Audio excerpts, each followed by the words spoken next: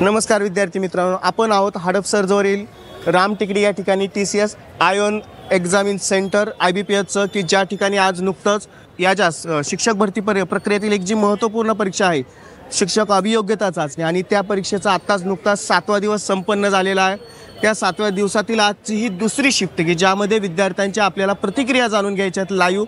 आजचा त्यांचा अनुभव कसा होता नक्कीच विद्यार्थ्यांच्या दृष्टीने ही अत्यंत महत्त्वपूर्ण ठरेल, कारण उद्या ज्यांची एक्झाम आहे त्यांच्यासाठी नक्कीच आत्ताचं असणारं त्यांचं आपल्याला मनोगत जाणून घ्यायचं आहे। नक्कीच ते तुमच्यासाठी फायदेशीर ठरेल। त्यामुळे जे कोणी चॅनलला नवीन आले आहेत अशा विद्यार्थ्यांनी सगळ्यात पहिल्यांदा चॅनल सबस्क्राईब करून घ्या। इन्फिनिटी स्पर्धा परीक्षा अकॅडमीवरती तुम्हाला शिक्षक भरती रिलेटेड इत्थंभूत आणि आवश्यक अशी माहिती दिली जाईल।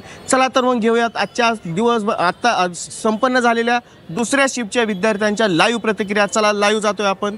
नमस्कार विद्यार्थी मित्रांनो, नुकत्याच ताई एक्झामिन सेंटरवरून आले आहेत, त्यांच्या लाईव्ह प्रतिक्रिया जाणून घेऊयात। त्यांना आजचा अनुभव कसा होता ताई? कशा स्वरूपाचा होता एक्झाम? पेपर सोपा आहे पण टाइम मॅनेजमेंट मॅथ रिझनिंग संदर्भात काय सांगता येईल? सोपा आहे, खूप सोपं। रिझनिंगचे प्रश्न अगदी मागे जसं विश्लेषण केले त्याच पद्धतीचे होते का? त्यामध्ये काय बदल झालेला आहे? तसेच आहेत, सोपे आहेत खूप प्रश्न। उलट आपण जे घेत होतो त्याच्यापेक्षा सोपे आहेत। सोपे म्हणजे काठिण्य पातळी बऱ्यापैकी या शिफ्टला कमी आहे, फक्त की हे नाहीये म्हणजे चॅप्टर मध्ये काय बदल झालेला आहे का? नाही काही, तेच चॅप्टर 2-3 दिवस आपण मागचं बघत होतो युट्यूबला अगदी त्याच पद्धतीने जसं आपण लाईव्ह मध्ये ज्या पद्धतीने सांगत होतो। मराठीची काठिण्य पातळी कशा पद्धतीची? सोपी आहे। चॅप्टर काय सांगता येतील का? कोणते? पॅराजंबल वगैरे, इंग्रजीचे पॅराजंबल होते, समानार्थी विरुद्धार्थी, मराठीचे समानार्थी विरुद्ध। आणि मानसशास्त्राचं प्रश्नांचं स्वरूप कसं होतं? उपयोजनात्मक लेंथ जास्त होती असं आपण मागे जास्त नाही काही ह्याच्या संदर्भात विचारले गेलेले होते का की ज्यामध्ये आपण शास्त्रज्ञ वगैरे विचारले गेले होते? नाही, सगळं म्हणजे असं ऍप्लिकेशन म्हणजे साध्या आणि उपयोजनात्मक कशा पद्धतीने करता येईल त्या पद्धतीने। हो संगणकावर आधारित काही प्रश्न झाले? साधारणतः तुम्ही किती प्रश्न कव्हर केले? मी सगळे केलेत, त्यातले 160 पर्यंत माझे झाले। म्हणजे बऱ्यापैकी मॅम तुम्ही कव्हर केलेला आहे। नक्कीच तुम्हाला पेपर सोपा गेलेला दिसतोय। इन्फिनिटी स्पर्धा परीक्षा अकॅडमी कडून तुम्हाला खूप साऱ्या शुभेच्छा। तुमचं शिक्षिका बनण्याचं स्वप्न पूर्ण व्हावं हीच आमची सदिच्छा। Thank you sir. आत्ताच एक्झामिन सेंटरवरून आले आहेत, त्यांचा आता लाईव्ह अनुभव कसा होता त्यांच्या तोंडून जाणून घ्या। ताई सांगा, तुम्हाला अनुभव कसा होता? पेपर टाइम मॅनेजमेंट खूप महत्त्वाचा आहे। टाइम मॅनेजमेंट महत्त्वाचं आहे, जास्त करून त्याच्यामध्ये फिगर्स जास्त आले, म्हणजे अजूनही डायग्राम वरती प्रश्न खूप सारे प्रश्न आहेत आणि नाही म्हणलं तरी थोडाफार लेंदी आहे म्हणजे खूप वेळ खातो होतं प्रश्नांमध्ये। ठीक आहे। आणि साधारणतः आपल्या रिझनिंगचे प्रश्न कशा स्वरूपाचे होते? रिझनिंगचे मला 3 पजल आले होते। 3 पजल आले होते ॲड्रेसिंगवर अगदी बरोबर। आणि त्याच्यानंतर मॅथ्सवर पण बऱ्यापैकी। आणि जर सांगायला गेलं तर मागे जसे आपण विश्लेषण केलं की ज्यामध्ये रिझनिंगचे जे टॉपिक होते तेच टॉपिक होते की काही नवीन ऍड? तेच टॉपिक होते, नवीन काही ऍड। इंग्रजी प्रश्नांच्या स्वरूपात काय होतं?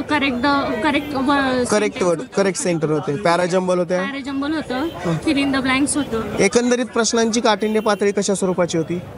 मॉडरेट टू हार्ड होती थोडी। आणि मराठीचे प्रश्न? मराठीचे इन जनरल ग्रामर मध्ये चुकी बरोबर जोड्याला समानार्थी विरुद्धार्थी जोड्याला हा नवीन आपल्याला टॉपिक जाणवत होता का तिथं?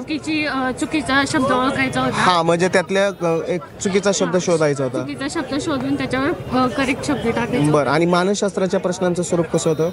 व्यवस्थित होतं, सहज असं उपयोजनात्मक। काही तुम्हाला नवीन जाणवले का कुठल्या विषयी? संगणकावर आधारित काही प्रश्न जाणवले? आले होते म्हणजे संगणकावरती हे प्रश्न येत आहेत, म्हणजे नक्कीच आपल्याला जाणवतं याच्यातून पॅटर्न जरी तोच असला तरी मॅमच्या मध्ये थोडी काठिण्य पातळी थोडी पहिल्यापेक्षा थोडी वाढवली दिसते। नक्कीच खूप मोलाची आणि महत्त्वपूर्ण अशी माहिती दिलीत। इन्फिनिटी स्पर्धा परीक्षा अकॅडमीतर्फे तुम्हाला खूप साऱ्या शुभेच्छा। तुमचं शिक्षिका बनण्याचं स्वप्न पूर्ण व्हावं हीच आमची सदिच्छा। ठीक, थँक्यू। या मॅम ताईंची प्रतिक्रिया जाणून घेऊयात। सांगा ताई, तुमच्या पेपर छान होता, सोपा होता। मॅमचं मत आहे की सोपा होता। तुम्हाला टाइम मॅनेजमेंट अगदी बरोबर, टाइमचा इश्यू सुरुवातीपासूनच विद्यार्थ्यांना जाणवत होता। डायग्राम्स खूप आहेत खरं, अगदी आकृत्यांवरती खूप सारे प्रश्न आपल्याला दिसत आहेत। आणि काठिण्य पातळी जर कन्सिडर केलं तर एवढी खूप नाहीये। एवढी ताईंचं मत आहे की जसं आपण मागच्या जे शिफ्ट मध्ये झाले होते अगदी त्याच पद्धतीच्या स्वरूपाचे प्रश्न होते, त्याच पद्धतीचे आहेत। फक्त टाइम मॅनेजमेंट जर प्रॉपर असेल तर किती प्रश्नांपर्यंत बऱ्यापैकी कव्हर केलं?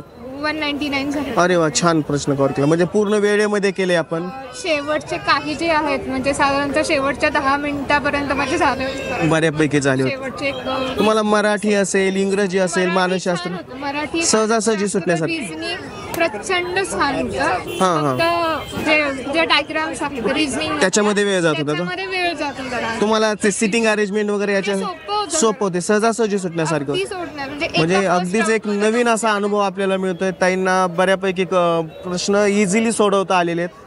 आणखीन तुम्हाला आणखीन नवीन काय असं जाणवलंय का संगणकावरती आधारित प्रश्न वगैरे? नव्हतं त्याच्यावर म्हणजे इन जनरल असे प्रश्न सहजासहजी बघा अगदी सोडवण्यासारखे सोडवण्यासारखे होते. अगदी खूप मोलाची आणि महत्त्वपूर्ण अशी माहिती ताई आपण दिलीत. नक्कीच तुम्हाला पेपर सोपा गेला दिसतोय. इन्फिनिटी स्पर्धा परीक्षा अकॅडमी तुम्हाला खूप साऱ्या शुभेच्छा देते आणि तुमचं शिक्षिका बनण्याचं स्वप्न पूर्ण व्हावं हीच आमची शुभेच्छा. थँक्यू.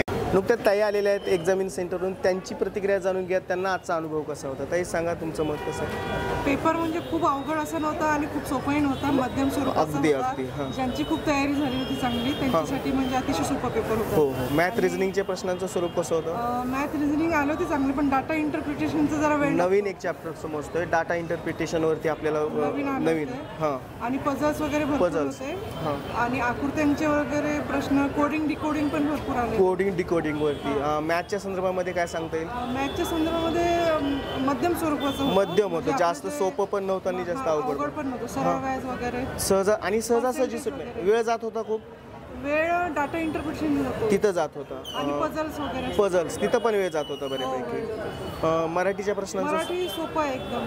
अगदी सोपं मराठी इंग्लिश सोपं आहे एकदम. सोपं आहे. म्हणजे सहजासहजी आणि हातचे मार्ग आहेत आपले.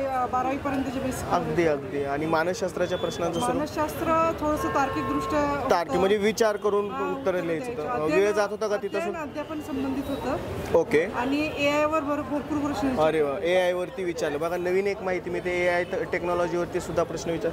मानसशास्त्राच्या प्रश्नांची लेंथ सांगत होते की आपल्याला बऱ्यापैकी लांबलचक कशी होते या शिफ्टमध्ये. बघा या शिफ्टमध्ये आता मानसशास्त्राच्या प्रश्नांची लेंथ आपल्याला कमी झालेली दिसते. संगणकावर आधारित काय प्रश्न विचारले होते का? दोनच प्रश्न ते अतिशय साध्या स्वरूपात. साध्या आणि सोप्या सहज आणि बेसिकली कशाचं कॉम्प्युटर. लावायचं कामच नव्हतं. हां, कॉम्प्युटरचं नॉलेज होतं. अगदी बरोबर. बरं, किती प्रश्न कव्हर केले तुम्ही? मला थोडासा वेळ कमी पडला. साधारणतः तुम्ही किती सर्व प्रश्नापर्यंत सोडवायची म्हटलं तर माझे 20-30 राहिले होते. शेवटच्या ह्याच्यामध्ये माझी स्पीड जरा कमी पडली. कमी पडला. म्हणजे कुठल्या ह्याच्यामध्ये वेळ जास्त गेला तुमचा? थोडं पझल आणि डाटा इंटरप्रिटेशन मध्ये. तुम्हाला अगदी योग्य पद्धतीने सोडवता आलं त्याची उत्तरं? हो आली. सोडवते. याचा इफेक्ट की शेवटच्या प्रश्नावरती त्यामुळे झाला की तिथं तुमचा अगदी. पण तुम्ही बऱ्यापैकी पेपर कव्हर केला. तुम्हाला बऱ्यापैकी प्रश्नांचं स्वरूप लक्षात आलेलं आहे, यावरून लक्षात येते. नक्कीच तुम्हाला पेपरच्या जास्तीत जास्त मार्क पडावेत असे आमच्याकडून इन्फिनिटी स्पर्धा परीक्षा अकॅडमी तुम्हाला खूप साऱ्या शुभेच्छा देते आणि तुमचं शिक्षिका बनण्याचं स्वप्न पूर्ण व्हावं हीच आमची सदिच्छा. धन्यवाद.